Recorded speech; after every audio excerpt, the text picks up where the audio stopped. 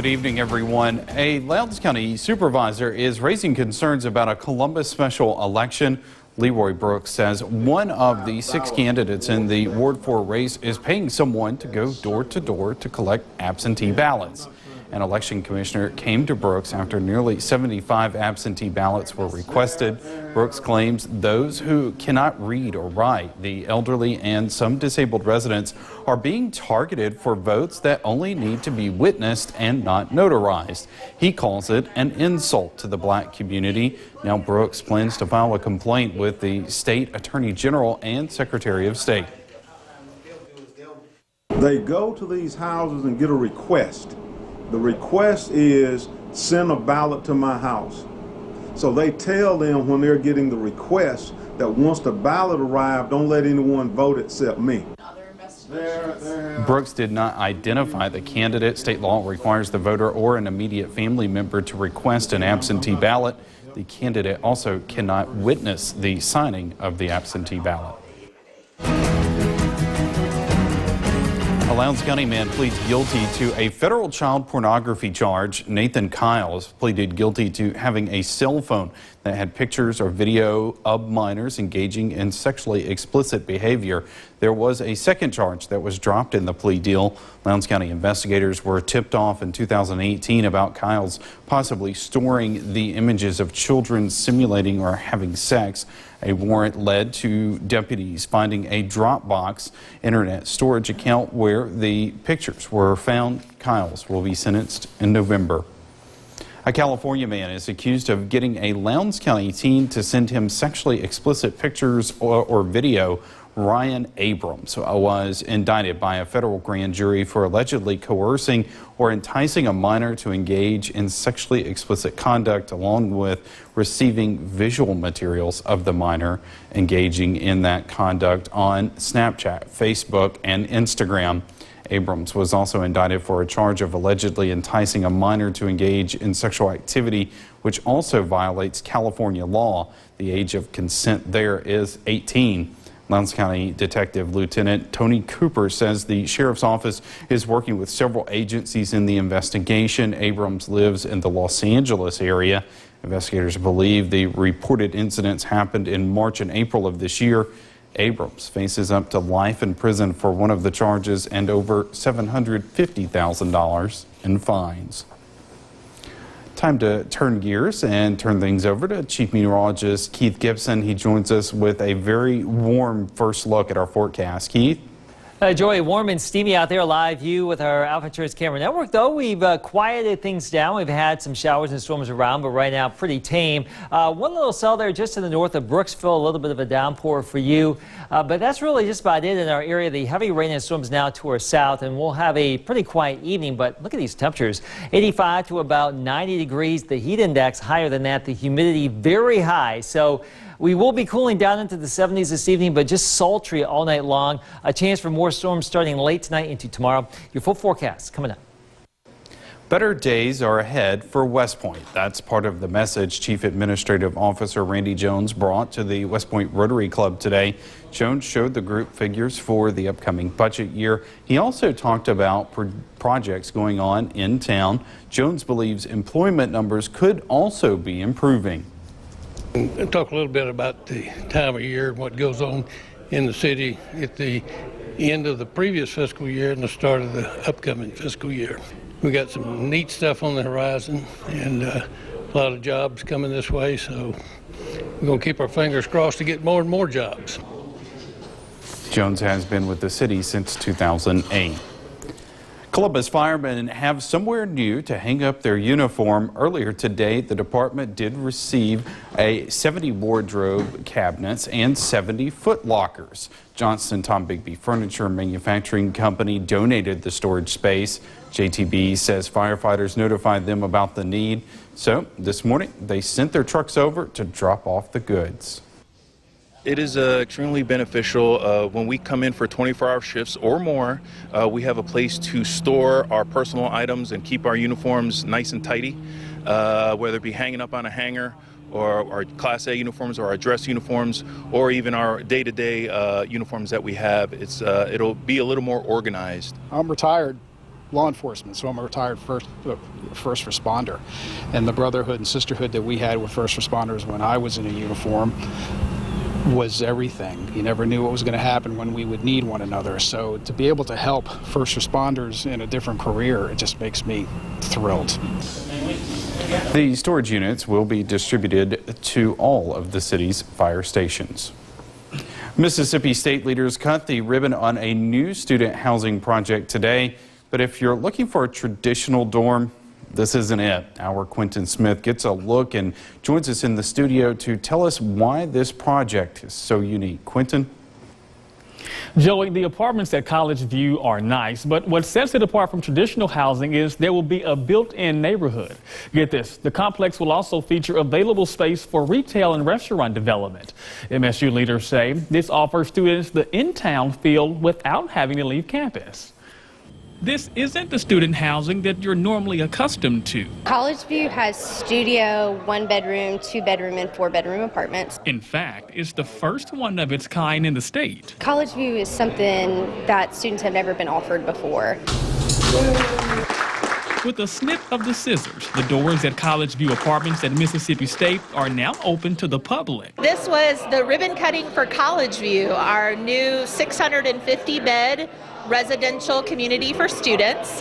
It also has 50,000 square feet of retail, and we also completed a major expansion to our Child Development Center as part of this project. The $67 million public-private partnership between MSU and Greystar Real Estate Partners is bringing off-campus style living with on-campus convenience. They're going to receive the best of both worlds, as in they get to get the experiences of being on campus like you would in a residence hall like they have for years, but you get the freedom of your own private apartment. They have all of the amenities that come with apartment style living, their own washers and dryers, their own kitchens, their own bedrooms and bathrooms. This is something that is going to completely transform our university campus, but I think have a transformational effect on the entire city of Starkville. University President Dr. Mark Kingdom says they wanted to give students a different type of living option than what they're used to,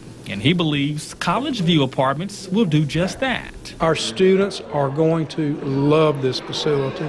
We're going to have great retail, restaurants, and other retail outlets here to serve not only our students' needs, but our community. We'll have visitors from Starkville will frequent this facility. I just couldn't be more happier. Now, the apartments are pet-friendly, and the university plans to host concerts and other events at the new complex. And the students will officially move in on August 11th. New hires in the Lee County School District are paired with a veteran teacher. We'll tell you about a mentorship program for educators. That's coming up on WCBI News. Welcome back, everyone. A new school year can be daunting for students and teachers who are stepping into a classroom for the very first time. Our Allie Martin shows us how one school district is helping first-time teachers make a smoother transition. As James Smallwood teaches his U.S. history class, what about ensured domestic tranquility? Around the corner, Jacob Dawson is teaching government to Shannon High School seniors. It's a form of government that's based on a religious system. An hour later, both teachers are having a quick conference. Hello, Mr. Dawson. They're part of a mentoring program in Lee County schools. It pairs veteran educators like Smallwood with new teachers like Dawson. I haven't had any problems, and it's gone smoothly, and I think a big part of that is because of the assistance that I've had with Mr. Smallwood and the faculty and staff here at Shannon. They've made the transition easy to what, to be honest with you, I was kind of anxious. Dawson spent 12 years working for nonprofits before deciding to pursue a teaching career. Smallwood began teaching 16 years ago.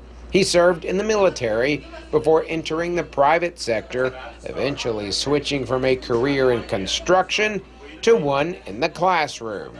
As a new teacher, you literally are overwhelmed with all the things that a teacher has to do, and hopefully a mentor can help him through that process because it's important that not only are you effective in the classroom, but you enjoy what you're doing also. The goal of the mentorship program is simple: to help new teachers navigate a profession that, while rewarding, can also be demanding and stressful. I have leaned on Mr. Smallwood considerably for not only the bureaucratic things that we have to do, right, but matter of fact, we just got through talking about interaction with students and how to handle different types of students and what battles to pick, what battles not to pick, because he's been there and he's done that, and so for me to be able to glean some advice from him is incredibly helpful.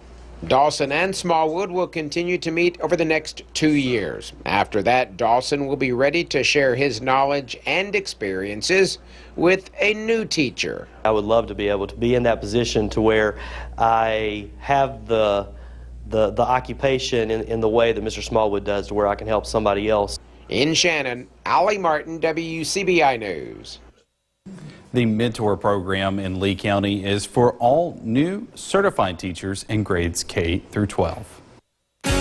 We're looking pretty good here in downtown Louisville, Mississippi. Some clouds, some sunshine right now. As we look ahead, more scattered storms in the forecast. Warm and steamy conditions stay with us, and even hotter next week.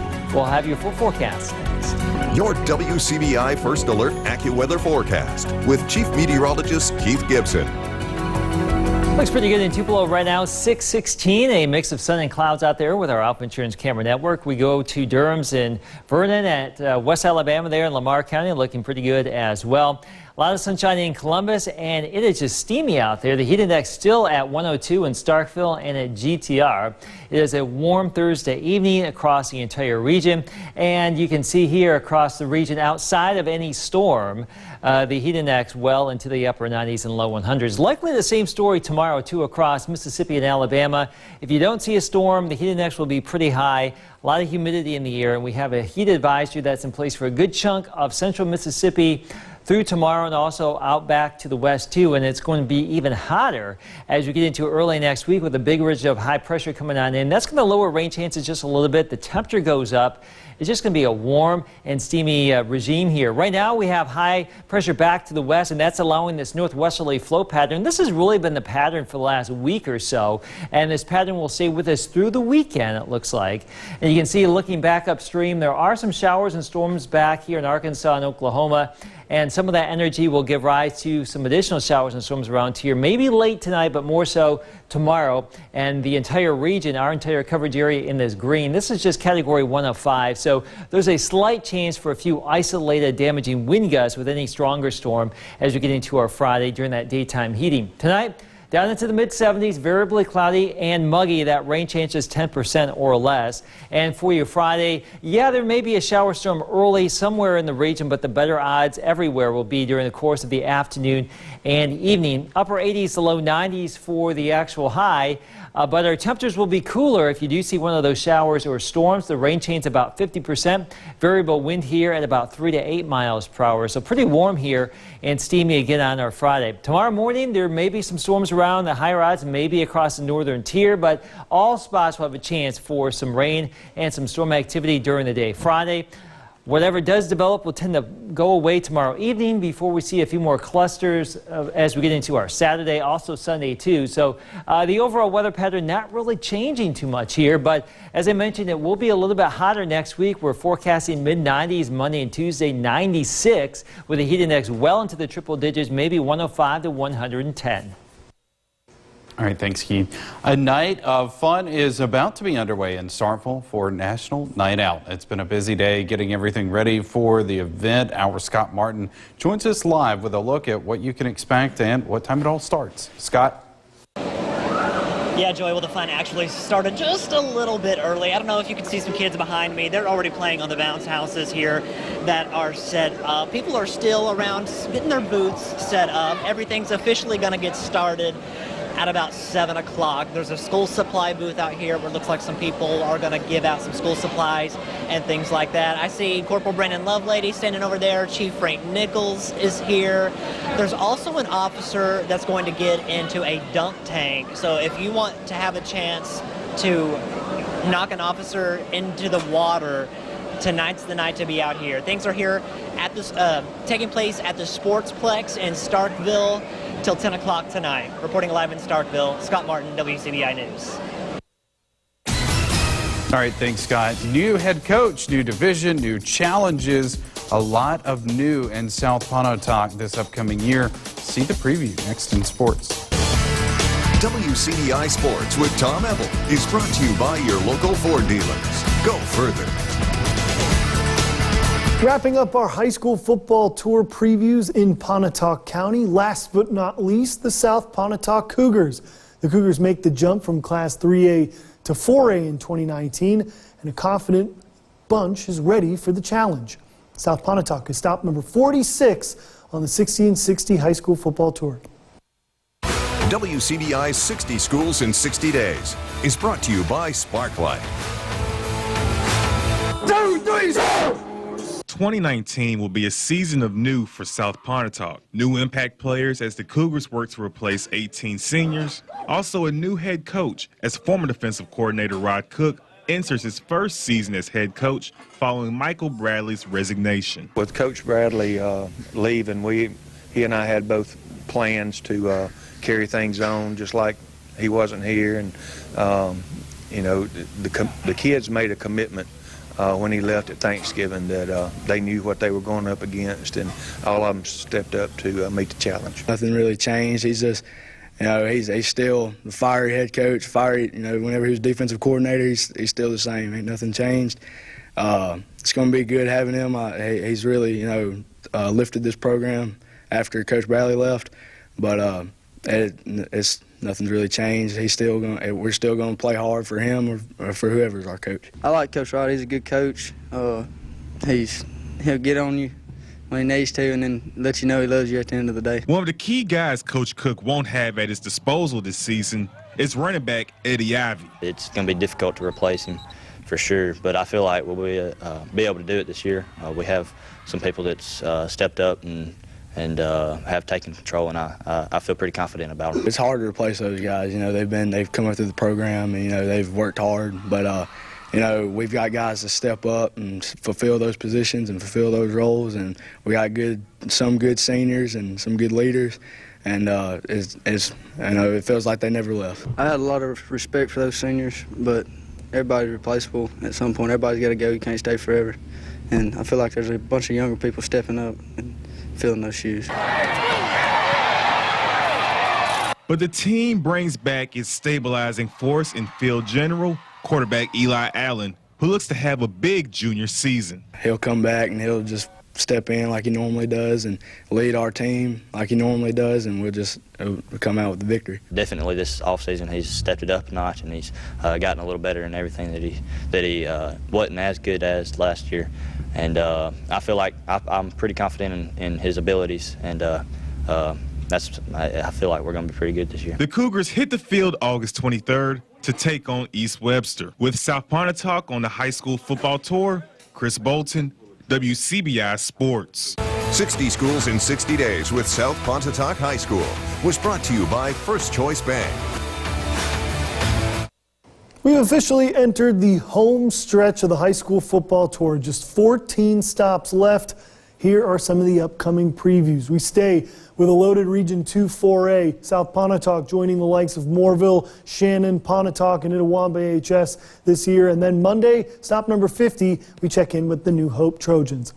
That's it for sports. The last look at your forecast is next. All right, here's our 7-day forecast. Some scattered storms tomorrow and Saturday. Some of you may get a good soaking. Some of you may not see anything, but temperature is relatively cool compared to that mid-90 regime next week, Monday and Tuesday, 96. The heat index may be over 105 again. No, we talked about this.